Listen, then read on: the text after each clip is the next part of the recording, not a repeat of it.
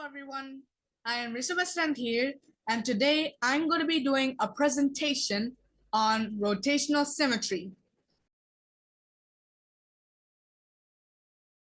Let me ask you something. There are two figures here. Do you think they are the same? Believe it or not, they are different. You may think how that is possible, right? Let me explain. Let's color these two arrows. We'll call it figure A.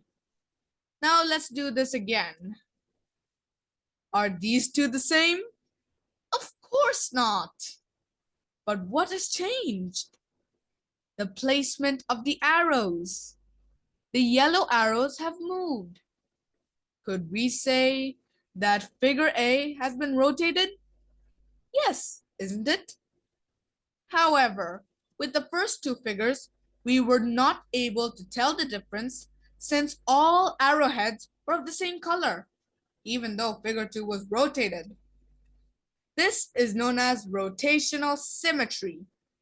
Simply speaking, it's the characteristic that makes a shape look the same even after rotating it.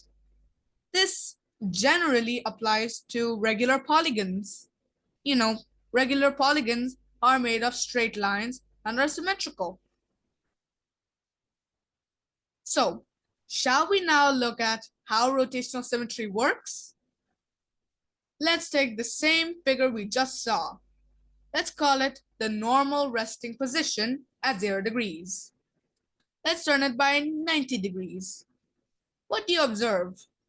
It kinda looks the same, doesn't it? Other than the yellow arrow having moved to the right. Would it still be the same if we continue to turn it by 90 degrees again and again? Let's see.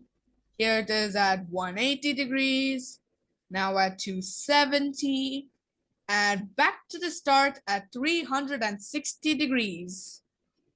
The shape has actually remained the same, even though we have rotated it several times. Now that's because this shape has rotational symmetry. Shall we now look at a few different figures to see if they all have rotational symmetry? You can pause the video here and note down your answers. Okay, the red arrow on each figure shows you the starting point so that you can trace the rotation. Let's rotate these and have a look. Here's the first one, the second, third, fourth, the fifth one, sixth, seventh, and finally the eighth. Let's look at the answers.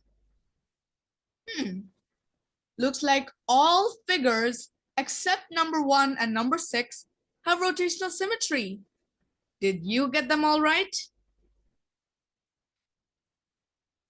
Next, let's look at our next topic, the order of rotational symmetry.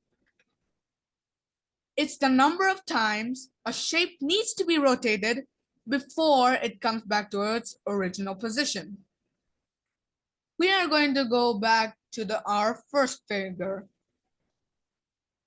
So how many times did we have to rotate the shape to get back our original position?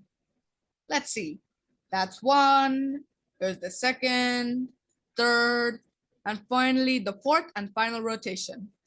So the order of rotational symmetry for this shape is 4. Now let's talk about another important point, the angle of rotation. So what was the angle that we had to rotate the figure so it was still symmetrical? 90 degrees, right? Well, that was the angle of rotation for the shape, 90 degrees.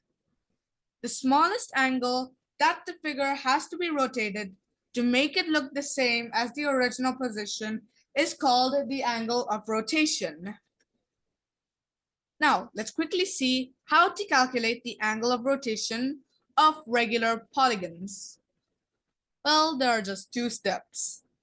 First, we need to find the number of vertices, which are the number of points that divide a polygon into equal sections.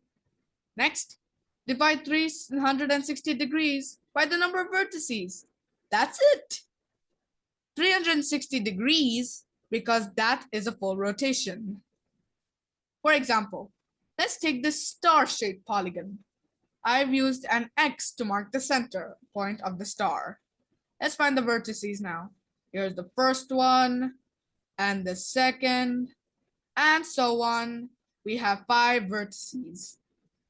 Now let's apply the formula.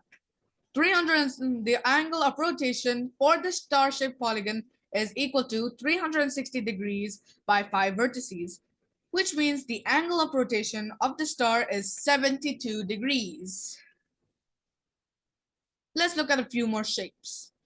Let's start with the square. It's got 4 vertices or sides. So its angle of rotation is 360 degrees by 4, which you know is 90 degrees. Next, the pentagon, which has 5 vertices or sides. So its angle of rotation is 72 degrees.